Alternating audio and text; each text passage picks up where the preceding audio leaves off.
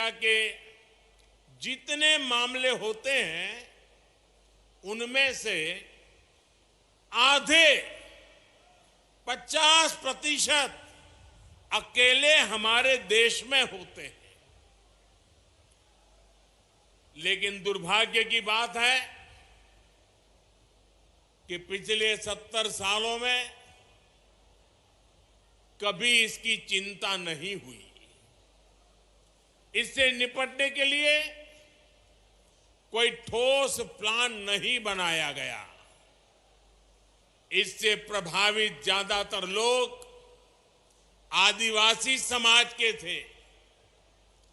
आदिवासी समाज के प्रति बेरुखी के चलते पहले की सरकारों के लिए ये कोई मुद्दा ही नहीं था।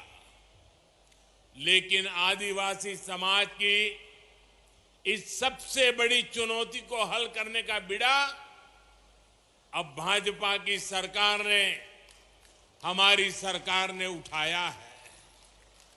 हमारे लिए आदिवासी समाज सिर्फ एक सरकारी आंकड़ा नहीं है, ये हमारे लिए संवेदनशीलता का विषय है, भावनात्मक विषय है।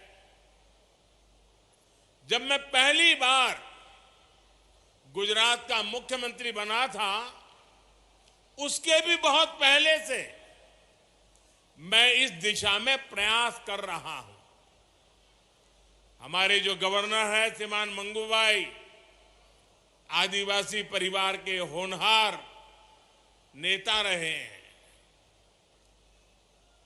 करीब 50 साल से मैं और मंगूभाई आदिवासी इलाकों में एक साथ काम करते रहे हैं और हम आदिवासी परिवारों में जाकर के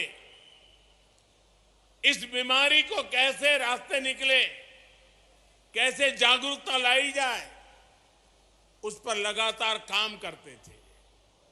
जब मैं गुजरात का मुख्यमंत्री बना, उसके बाद भी मैंने वहां इससे जुड़े कई अभियान शुरू किए।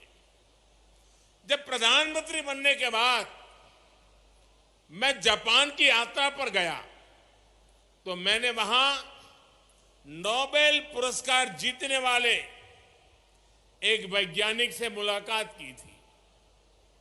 मुझे पता चला था कि वो वैज्ञानिक सिकल सेल बीमारी पर बहुत रिसर्च कर चुके हैं। मैंने उस जापानी वैज्ञानिक से भी सिकल सेल एनीमिया के इलाज में मदद मांगी थी। साथियों, सिकल सेल एनीमिया से मुक्ति का यह अभियान अमृत काल का प्रमुख मिशन बनेगा और मुझे विश्वास है जब देश आजादी के 100 साल मनाएगा, 2047 तक हम सब मिलकर के एक मिशन मोड में अभियान चला करके ये सिकल सेल एनीमिया से हमारे आदिवासी परिवारों को मुक्ति दिलाएंगे, देश को मुक्ति दिलाएंगे। और इसके लिए हम सबको अपना दायित्व निभाना होगा। ये जरूरी है कि सरकार हो, स्वास्थ्य कर्मी हो, आदिवासी हो, सभी तालमेल के साथ काम करें। सिकल सेल एनीमिया के मरीजों को खून चढ़ाने की जरूरत पड़ती है, इसलिए उनके लिए ब्लड बैंक खोले जा रहे हैं। उनके इलाज के लिए बोन मैरो ट्रांसप्लांट की सुविधा बढ़ाई जा रही है। सिकल सेल एनीमिया के मरीजों की स्क्रीनिंग कितनी जरूरी है, ये आप भी जानते हैं। बिना किसी बाहरी लक्षण के भी कोई भी सिकल सेल का कैरियर हो सकता है। ऐसे लोग अनजाने में अपने बच्चों को ये बीमारी दे सकते हैं। इसलिए इसका पता लगाने के लिए जांच कराना, स्क्रीनिंग कराना बहुत आवश्यक है। जांच नहीं कराने पर हो सकता है कि लंबे समय तक इस बीमारी का मरीज को पता नहीं चले। जैसे अक्सर अभी हमारे मनसुख भाई कह रहे थे,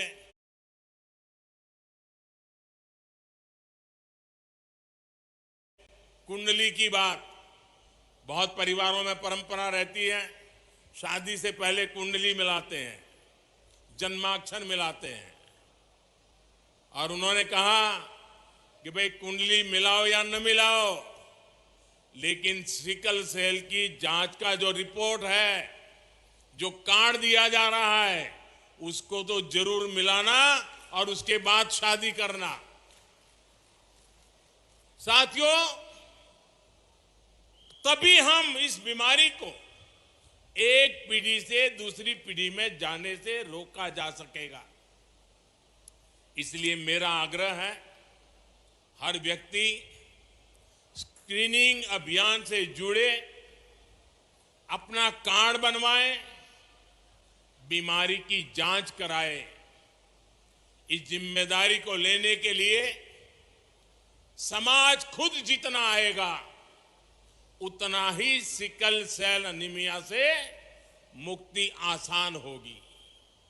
साथियों, बीमारियां सिर्फ एक इंसान को नहीं, जो एक व्यक्ति बीमार होता है उसको ही सिर्फ नहीं, लेकिन जब एक व्यक्ति परिवार में बीमार होता है तो पूरे परिवार को बीमारी प्रभावित करती है। जब एक व्यक्ति बीमार पड़ता है तो पूरा परिवार गरीबी और विवशता के जाल में फंस जाता है। और मैं एक प्रकार से आपसे कोई बहुत अलग परिवार से नहीं आया, मैं आपके बीच से ही यहां पहुंचा हूं। इसलिए मैं आपकी इस परेशानी को अच्छी तरह जानता हूं, समझता हूं।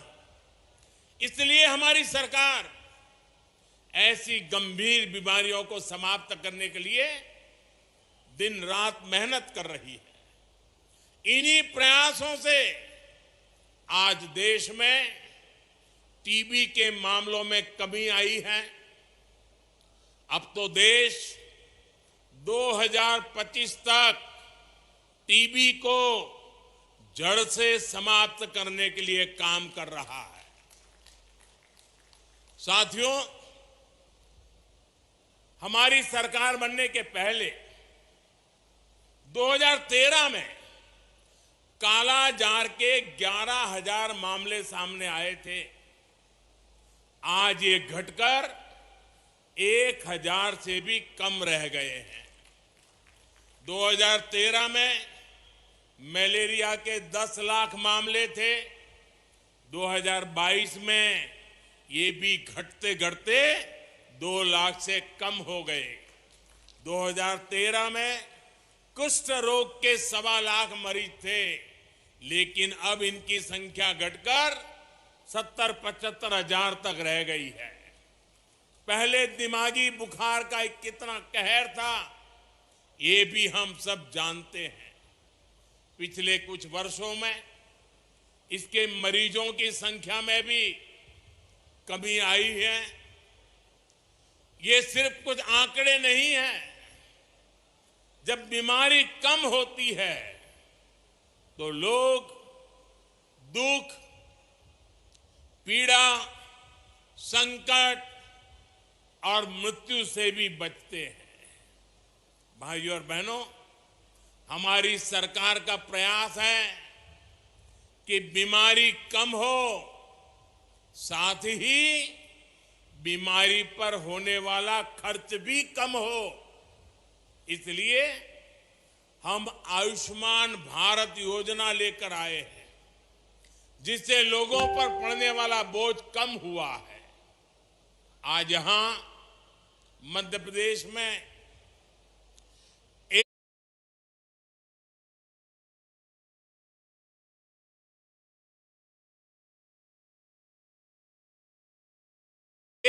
करोड़ लोगों को आयुष्मान कार्ड दिए गए हैं। अगर किसी गरीब को कभी अस्पताल जाना पड़ा तो ये कार्ड उसकी जेब में 5 लाख रुपए के एटीएम कार्ड का काम करेगा। आप याद रखिएगा, आज आपको जो कार्ड मिला है, अस्पताल में उसकी कीमत 5 लाख रुपए के बराबर है। आपके पास एक कार्ड होगा तो कोई आपको इलाज के लिए मना नहीं कर पाएगा, पैसे नहीं मांग पाएगा। और ये हिंदुस्तान में कहीं पर भी आपको तकलीफ हुई और वहां के अस्पताल में जाके ये मोदी की गारंटी दिखा देना, उसको वहां भी आपको इलाज करना होगा। ये आयुष्मान कार्ड गरीब के इलाज के लिए 5 लाख रुपए की गारंटी है और ये मोदी की गारंटी है। भाइयों और बहनों, देश भर में आयुष्मान योजना के तहत अस्पतालों में करीब 5 करोड़ गरीबों का इलाज हो चुका है। अगर आयुष्मान भारत का कार्ड नहीं होता तो इन गरीबों को 1 लाख करोड़ रुपए से ज्यादा खर्च करके बीमारी का उपचार करना पड़ता। आप कल्पना करिए, इनमें से कितने लोग ऐसे होंगे जिन्होंने जिंदगी की उम्मीद भी छोड़ दी होगी। कितने परिवार ऐसे होंगे जिन्हें इलाज करवाने के लिए अपना घर, अपनी खेती शायद बेचना पड़ता। लेकिन हमारी सरकार ऐसे हर मुश्किल मौके पर गरीब के साथ खड़ी नजर आई है। 5 लाख रुपए का ये आयुष्मान योजना गारंटी कार्ड गरीब की सबसे बड़ी चिंता कम करने की गारंटी है। और यहां जो आयुष्मान का काम करते, जरा कार्ड बुलाइए। कार्ड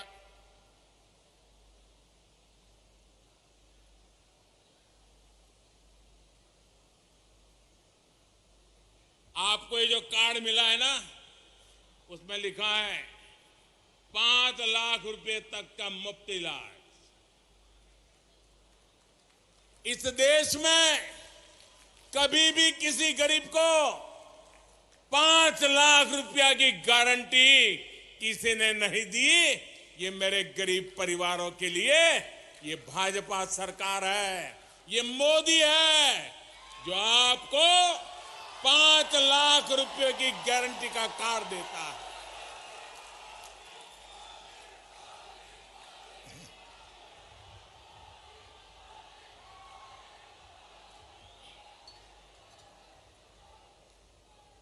साथियों, गारंटी की इस चर्चा के बीच आपको झूठी गारंटी देने वालों से भी सावधान रहना है। और जिन लोगों की अपनी कोई गारंटी नहीं है, वो आपके पास गारंटी वाली नई नई स्कीम लेकर आ रहे हैं।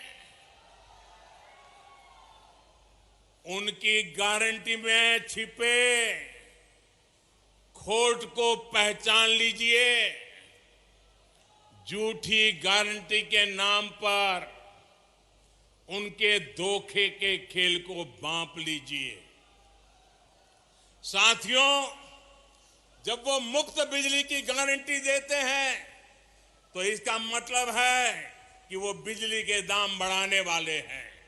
जब वो मुफ्त सफर की गारंटी देते हैं तो इसका मतलब है कि उस राज्य की यातायात व्यवस्था बर्बाद होने वाली है। जब वो पेंशन बढ़ाने की गारंटी देते हैं तो उसका मतलब है कि उस राज्य में कर्मचारियों को समय पर वेतन भी नहीं मिल पाएगा। जब वो सस्ते पेट्रोल की गारंटी देते हैं तो इसका मतलब है कि वो टैक्स बढ़ाकर आपकी जेब से पैसे निकालने की तैयारी कर रहे हैं। जब वो रोजगार बढ़ाने की गारंटी देते हैं तो इसका मतलब है कि वो वहां के उद्योग धंधों को चौपट करने वाली नीतियां लेकर के आएंगे। कांग्रेस जैसे दलों की गारंटी का मतलब नियत में खोट और गरीब पर चोट, यही है उनके खेल। वो 70 सालों में गरीब को भरपेट भोजन देने की गारंटी नहीं दे सके, लेकिन ये प्रधानमंत्री गरीब कल्याण योजना से 80 करोड़ से ज्यादा लोगों को मुफ्त राशन की गारंटी मिली है, मुफ्त राशन मिल रहा है। वो 70 सालों में गरीब को महंगे इलाज से छुटकारा दिलाने की गारंटी नहीं दे सके, लेकिन आयुष्मान योजना से 50 करोड़ लाभार्थियों को स्वास्थ्य बीमा की गारंटी मिली है। वो 70 सालों में महिलाओं को धुएं से छुटकारा दिलाने की गारंटी नहीं दे सके, लेकिन उज्ज्वला योजना से करीब 10 करोड़ महिलाओं को धुआं मुक्त जीवन की गारंटी मिली है। वो 70 सालों में गरीब को पैरों पर खड़ा करने की गारंटी नहीं दे सके, लेकिन मुद्रा योजना से 8.5 करोड़ लोगों को सम्मान से स्वरोजगार की गारंटी मिली है। उनकी गारंटी का मतलब है कहीं ना कहीं कुछ गड़बड़ है। आज जो एक साथ आने का दावा कर रहे हैं, सोशल मीडिया में उनके पुराने बयान वायरल हो रहे हैं। वो हमेशा से एक दूसरे को पानी पी पी करके कोसते रहे हैं, यानी विपक्षी एकजुटता की गारंटी नहीं है। ये परिवारवादी पार्टियां सिर्फ अपने परिवार के भले के लिए काम करती आई है, यानी उनके पास देश के सामान्य मानवीय के परिवार को आगे ले जाने की गारंटी नहीं है। जिन पर भ्रष्टाचार के आरोप हैं वो जमानत लेकर के बाहर घूम रहे हैं, जो घोटालों के आरोपों में सजा काट रहे हैं वो एक मंच पर दिख रहे हैं, यानी उनके पास भ्रष्टाचार मुक्त शासन की गारंटी नहीं है। वो एक सुर में देश के खिलाफ बयान दे रहे हैं, वो देश विरोधी तत्वों के साथ बैठकें कर रहे हैं, यानी उनके पास आतंकवाद मुक्त भारत की गारंटी नहीं है। वो गारंटी देकर निकल जाएंगे, लेकिन भुगतना आपको पड़ेगा। वो गारंटी देकर अपनी जेब भर लेंगे, लेकिन नुकसान आपके बच्चों का होगा। वो गारंटी देकर अपने परिवार को आगे ले जाएंगे, लेकिन इसकी कीमत देश को चुकानी पड़ेगी। इसलिए आपको कांग्रेस समेत ऐसे हर राजनीतिक दल की गारंटी से सतर्क रहना है। साथियों, इन झूठी गारंटी देने वालों का रवैया हमेशा से आदिवासियों के खिलाफ रहा है। पहले जनजातीय समुदाय के युवाओं के सामने भाषा की बड़ी चुनौती आती थी, लेकिन नई राष्ट्रीय शिक्षा नीति में अब स्थानीय भाषा में पढ़ाई की सुविधा दी गई है, लेकिन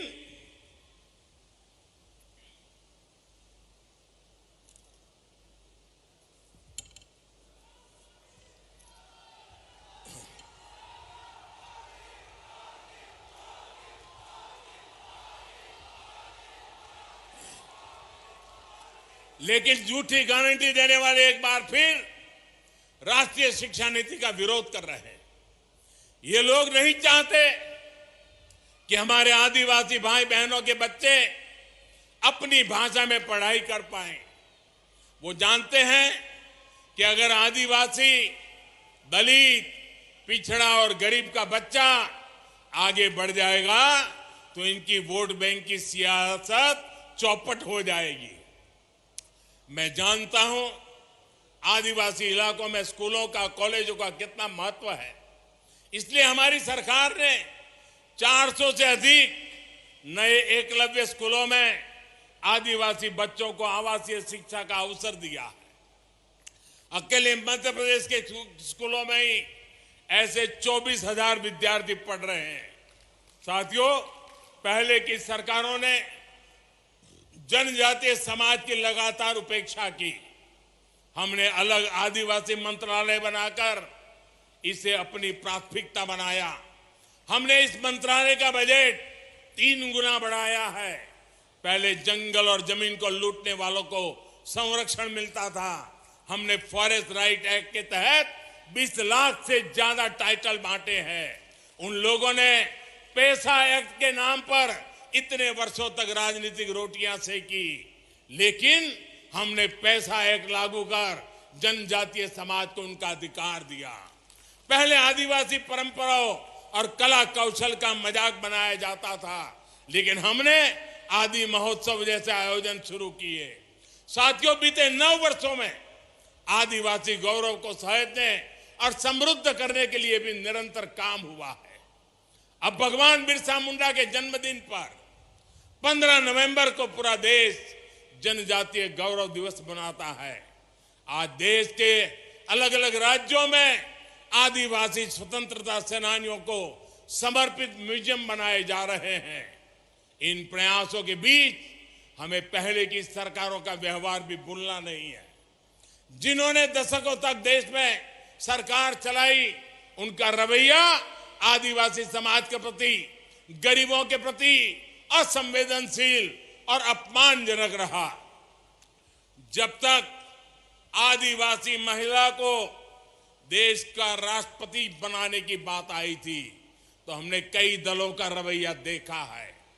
आप एमपी के लोगों ने भी इनके रवैयों को साक्षात देखा है।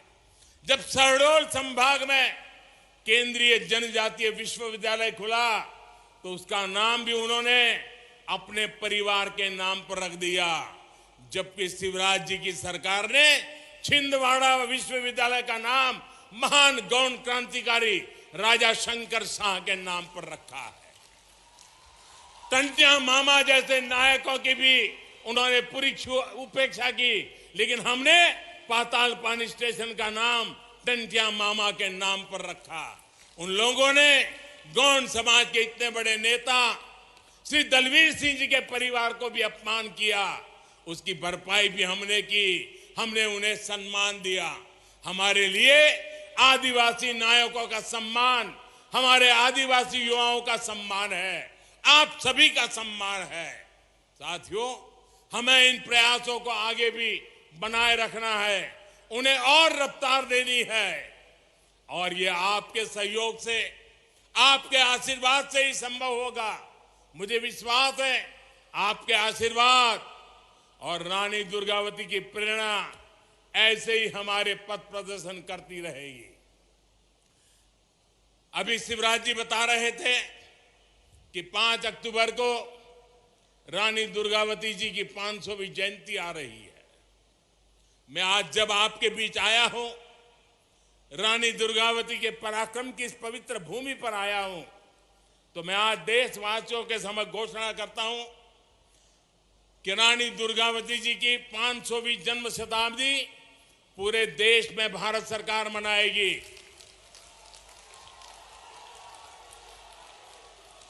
रानी दुर्गावती के जीवन के आधार पर फिल्म बनाई जाएगी। रानी दुर्गावती का एक चांदी का सिक्का भी निकाला जाएगा। रानी दुर्गावती जी का पोस्टल स्टैंप भी निकाला जाएगा, और देश और दुनिया में 500 साल पहले जन्म हुए इस हमारे लिए पवित्र मां के समान उनकी प्रेरणा की बात हिंदुस्तान के घर घर घर पहुंचाने का एक अभियान चलाएगा। मध्य प्रदेश विकास की नई ऊंचाइयों को छुएगा, और हम सब साथ मिलकर विकसित भारत के सपने को पूरा करेंगे। अभी मैं यहां से कुछ आदिवासी परिवारों से भी मिलने वाला हूं, उनसे भी कुछ आज बातचीत करने का मुझे अवसर मिलने वाला है। आप इतनी बड़ी संख्या में आए हैं। सिकल सेल, आयुष्मान कार्ड, आपकी आने वाली पीढ़ियों की चिंता करने का मेरा बड़ा अभियान है। आपका मुझे साथ चाहिए। हमें सिकल सेल से देश को मुक्ति दिलानी है। मेरे आदिवासी परिवारों से को इस मुसीबत से मुक्त करवाना है। मेरे लिए मेरे दिल से जुड़ा हुआ एक काम है, और इसमें मुझे आपकी मदद चाहिए। मेरे आदिवासी परिवारों का मुझे साथ चाहिए। आपसे यही प्रार्थना करता हूं, स्वस्थ रहिए, समृद्ध बनिए। इसी कामना के साथ आप सभी का बहुत बहुत धन्यवाद। भारत माता की, भारत माता की, भारत माता की, बहुत बहुत धन्यवाद। बहुत बहुत धन्यवाद माननीय प्रधानमंत्री जी। देवी सजनों, ये है हमारे श्रद्धेय पंत प्रधान, हमारे परिवार के मुखिया की हम सभी के लिए इतना सोचने का, चिंता करने का उनका जज्बा, उनकी लगन, उनकी कर्मनिष्ठा के लिए हम उन्हें कोटि कोटि प्रणाम करते हैं।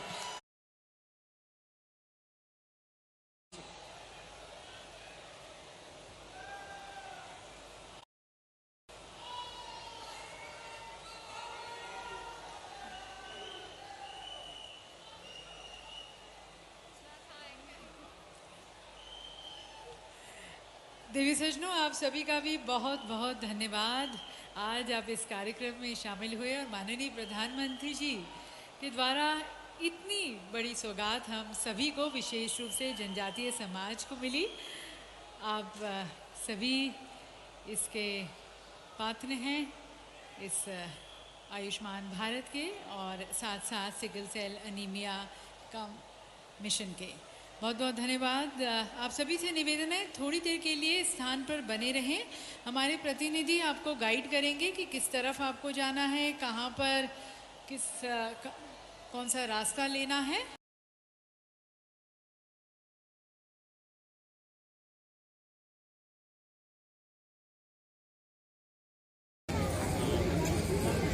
चलो आ जाओ ना।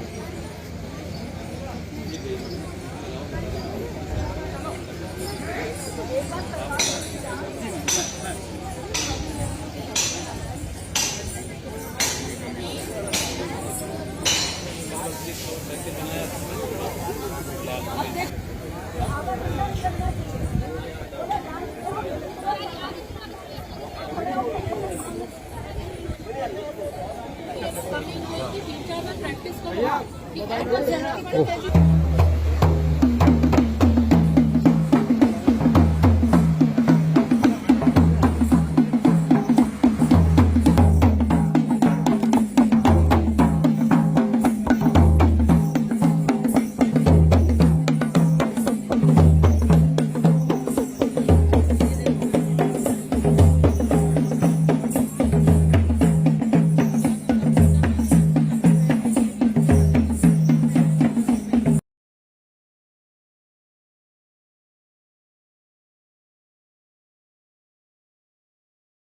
आवेदन भरना आसान काम है। आपका आधार कार्ड का नंबर, आपका नाम, आपका मोबाइल नंबर, आपको कोई जरूरत नहीं पड़ेगी, वहां भरवा दिया जाएगा। और इसके बाद सुनना मेरी बात ध्यान से, अगर कोई